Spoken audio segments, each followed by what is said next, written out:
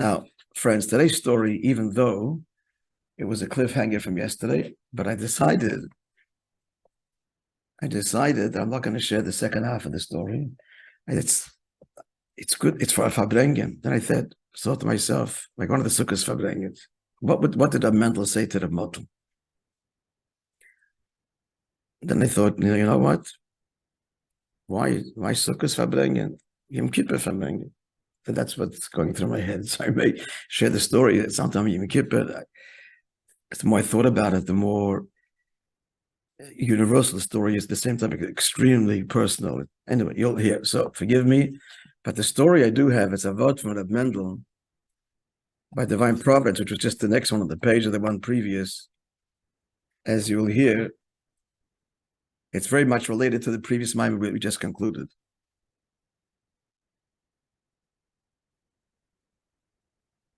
So it's a beautiful little story. It's a vart. It's a vart, meaning to say it's a, what, how do you say a vart in English? A word. It's there's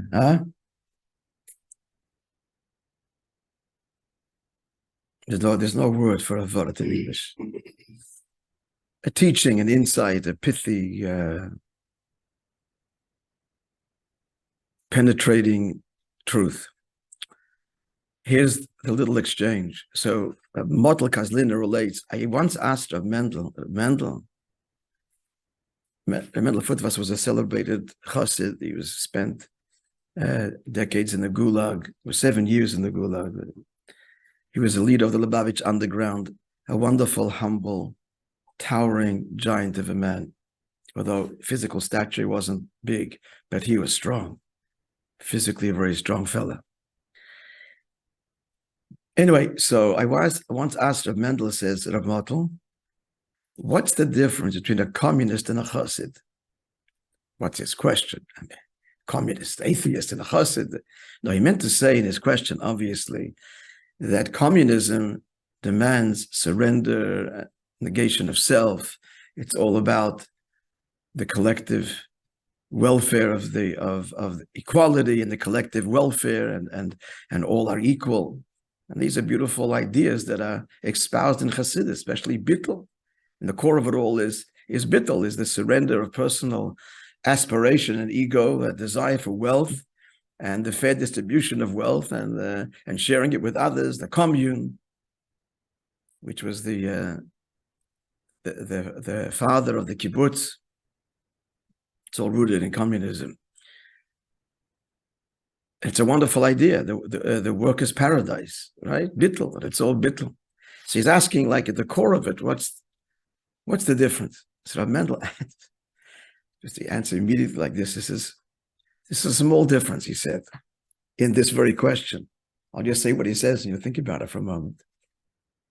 The communist hates the wealthy and doesn't love the poor.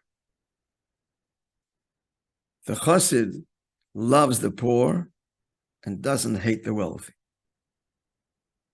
Very deep response.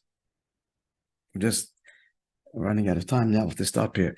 But I'll say it again, think about it, and tomorrow I'll elaborate. The communists, again, they hate the bourgeois, they hated the wealthy, love the poor. No. The chassid loves the poor, but doesn't hate the wealthy. That's the bittul of Chassidus. That's the self-negation of Chassidus, which is a different world than the self-negation espoused by communism, which at the end, the self-negation leads to the greatest terror and abuse and the murder of millions. Scores of millions. Argentina, Russia, Stalin killed 40 million, 20 million, 20 million.